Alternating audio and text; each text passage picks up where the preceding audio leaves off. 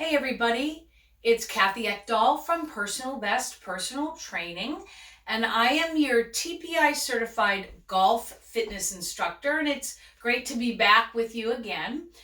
Here in Massachusetts, we're heading into spring, and we have these few months before we start to golf that are the perfect time to prepare your body for your golf season. So if there's anything you take away from this little video today, it is to start now. Do not procrastinate until April. You have the rest of March and some of April. You can make a lot of great gains in that short period of time. So whenever we're looking at our golf swing, maybe the first thing you want to check is your flexibility, right? So if you're very tight and your golf swing is limited, work on your flexibility first, and then you can add your strength and power after that. Now, having said that, one of the areas that many people neglect is the flexibility and the mobility of your neck and cervical spine. So first, in the golf swing, we need 70 degrees of rotation for a good, complete golf swing. So if I'm in my address and my upper body is turning, I may be here. Look at how much turn I have in my neck. It's about 70 degrees. So a nice test for you is to check your neck and cervical spine mobility. And in TPI, what we do is we turn our head as far as we can, and then we should be able to take our chin and touch it down to our clavicle, okay? And then you want to do both sides. So here, I'm turning my head, I'm touching down here to my clavicle. When we move the head around or down, it shouldn't be like this. You're not turning your shoulders, it's just your head.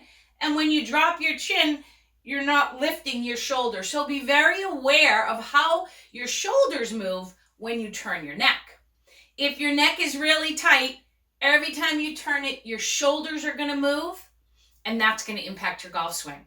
Most people develop neck issues or shoulder issues from static postures from sitting. So if you're sitting at a computer and your arms are forward and your head is forward, that's going to put a lot of strain on your neck and shoulders. In fact, for every inch your head juts forward, it adds another 10 to 12 pounds of stress on those little vertebrae in your cervical spine and all the muscles that are attached. So I'm going to show you a couple really easy neck mobilization and stretches to help some chronic pain if you have it, and help your golf swing. So let me just say, necks are very delicate. You should never try to stretch the hell out of your neck or shoulder muscles. You have to be pretty gentle.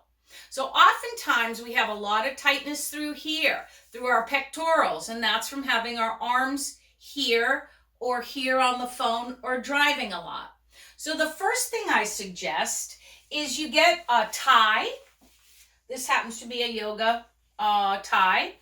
And you bring your hands back and you squeeze your shoulder blades together. When I squeeze my shoulder blades together, I'm not doing this. I'm just trying to lengthen all of the muscles in the front of my body. You may have good enough shoulder mobility. You don't need this, but I don't want you to ever force it. So first of all, stretch your chest. Second of all, be aware of your chin position. If it's jutting forward, you're going to cause a lot of problems here. So from a side view, I should have my chin tucked so that I can fit a fist under there. If your head is like this and there's any more distance, then you're jutting your chin forward. A great drill to kind of work on this chin tuck position is called chin tuck wall press. So I'm going to go over here against the wall. I'm going to bend my knees and I'm going to drop down so that my abs are engaged. My low back is here against the wall. and I'm going to put my head against the wall. First thing is, can get your shoulders and head against the wall? Maybe not. If you can't, then I'm going to show you some things on the floor in a little bit that might really help you. So here I am against the wall. I'm going to put my hands here. I'm going to tuck my chin, and I'm just going to press into the wall, and I'm going to release. Press into the wall and release. So this is chin tuck, wall press. That will often relieve some of the annoying pain you might have down your middle of the back, which is from your neck. Okay, so chin tuck, wall press, stretch your pectorals, and then you can do some gentle side to side stretches. But remember, when I'm stretching like this, which will stretch here, the right side of my neck, this is not relaxed. The head is pulling on it. So if when you stretch like this, and I'd suggest you put your hand back here, you feel too much pain, then that means you really need to do it with your neck more relaxed. And I'm going to show you that in a second. So you definitely want to have range of motion, ear to shoulder, and you can put your hand behind you. This is a nice stretch. And then you also want to be able to turn your head. And again, if when you do this, you have any unusual pain, you want to do it on the floor. So we're going to lay down in a second. And when we lay down, my head is fully supported on the floor. So chin tuck, wall press, stretch your pectorals, lateral flexion with the arm behind you, and then lateral turn. Also, if you want to put the arm behind you, you certainly can. So let's go down to the floor now, and we'll look at another series of drills which I use for my clients who have neck pain and are trying to improve their range of motion. So here I am on the floor, and I'm going to use a light tube. So I have this really super light TheraBand, which is great for people who don't have a lot of shoulder strength. And then I got my little tube here, which is very light. Either one is fine. It depends on your strength. So I'm going to lay down on the ground. And here's a good sign of whether or not your neck is in proper alignment. You should be able to easily put your head on the floor. If you can't easily put your head on the floor, it means that your upper back is rounded. And that's a big negative for golf. So just lying on the floor can help you to reestablish proper alignment and proper upper back alignment. So now I'm going to take this too, and I'm going to do what's classically known as a reverse fly. So you can see what I'm doing is pulling the tubing down across my body into my pectorals. What this is doing is strengthening the muscles between the neck and the shoulder in the back of your body. But we're going to add a little something to this. So as I'm reverse flying, I am working my upper back, which is great for golf.